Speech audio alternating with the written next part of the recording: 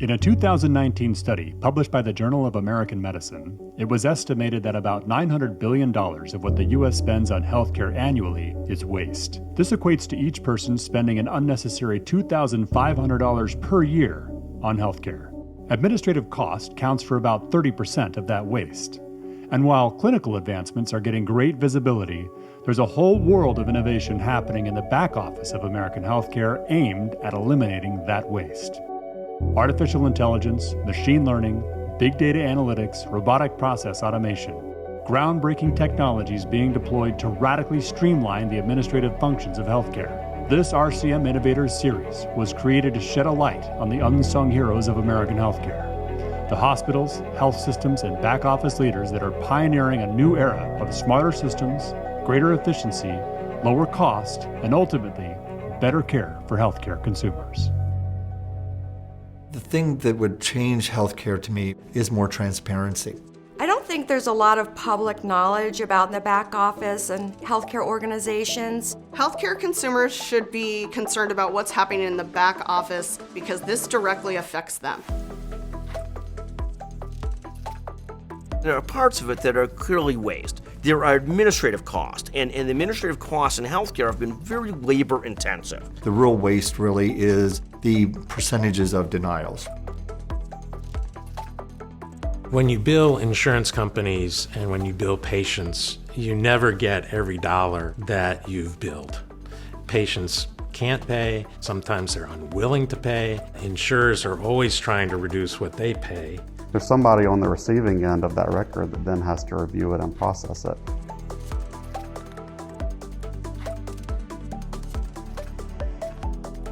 You've got to have additional resources to do, clinical appeals, technical appeals.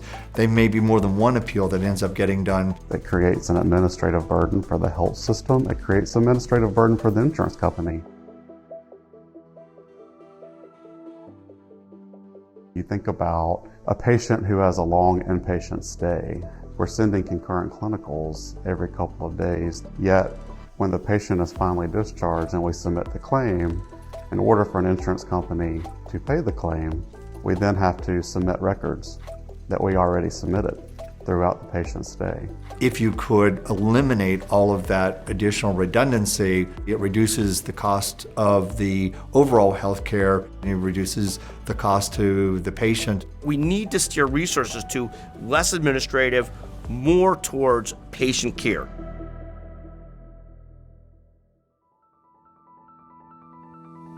The coolest thing that has hit revenue cycle in the last 25 years is AI technology. We're driving towards more and more automation, more and more innovation, and better outcomes.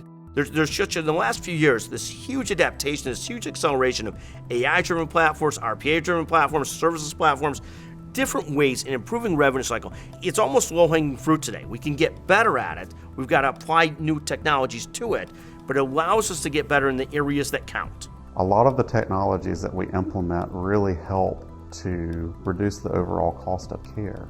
You're basically taking out of the work stream the redundant steps that you're paying a very highly technical individual to do. They can focus on the accounts that really need a human touch.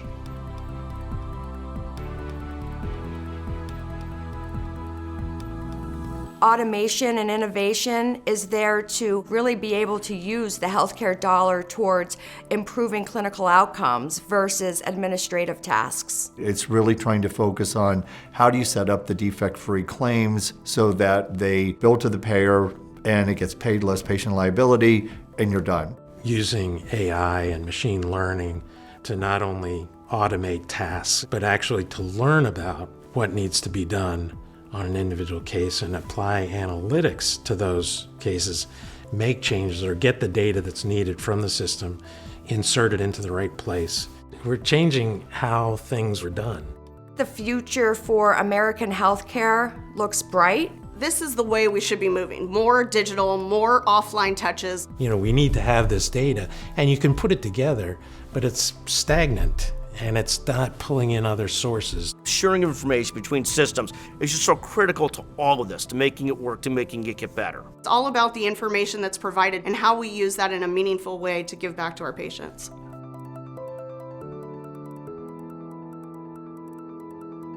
investing heavily more in this AI technology is really where the driver really is. It's an investment in being a better institution in the future. Automation and innovation in the revenue cycle doesn't have to be some grand idea.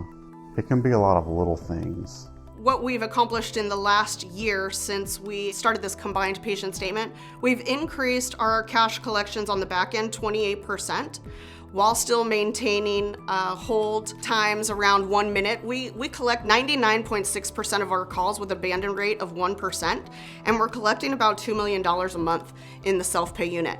And this is because we have the ability to reach more patients, it's a more personalized experience, and patients can self-serve. If you just talk to your frontline team members, the people who do the work every day, who know what the problems are, whether they know it or not, they do.